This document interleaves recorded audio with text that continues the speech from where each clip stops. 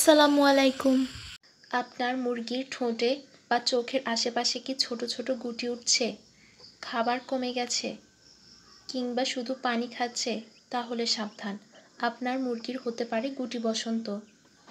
আজ জানবো এর লক্ষণ, কারণ এবং কি দিলে এটি সেরে উঠবে।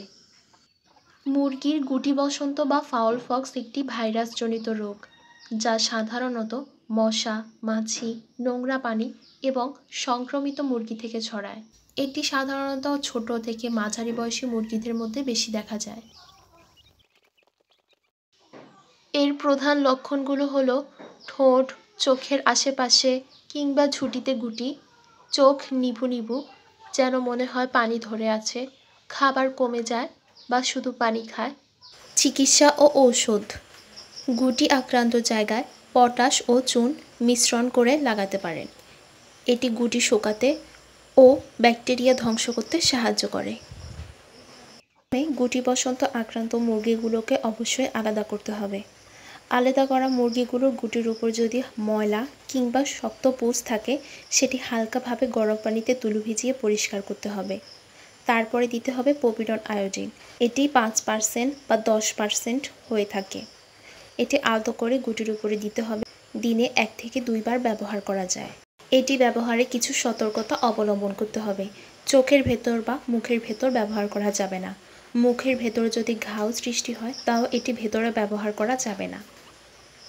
কখনোই ইনজেকশনের মতো ভেতরে প্রয়োগ করবেন না। গুটি ফাটাবেন না, বেশি ঘষবেনও না। যদি মুরগি বেশিটা দুর্বল হয়, তাহলে আগে অ্যান্টিবায়োটিক ও ভিটামিন দিয়ে সুস্থ করুন। কি কি ওষুধ দিতে পারেন? ডক্সি অ্যাভেট। এটি 1 লিটার পানিতে 1 গ্রাম ওষুধ মিশিয়ে মুরগিকে দিনের বেলা দিতে পারেন। এটি যদি সকালবেলায় দেন, তাহলে দুপুরবেলায় বা বিকেলবেলায় ভিটা-3 ভিটামিনটি দিতে পারেন 1 গ্রাম 1 লিটার পানিতে মিশিয়ে।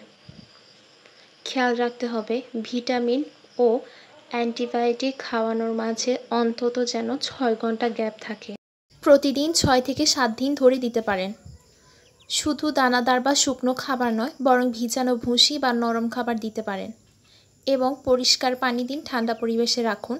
আক্রান্ত মুরগিদেরকে অবশ্যই আলাদা রাখবেন।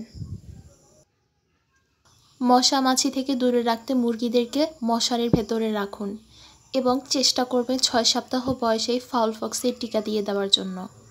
যত্ন করে চিকিৎসা করলে মুরগিরা 7 থেকে 10 দিনের মধ্যে সুস্থ হয়ে ওঠে, গুটি ঝরে পড়ে এবং নতুন পালক গজায়। আমার ভিডিওটি ভালো লাগলে লাইক, কমেন্ট, শেয়ার করুন এবং সাবস্ক্রাইব করতে ভুলবেন না। চিক কেয়ার টিপস অ্যান্ড মোর।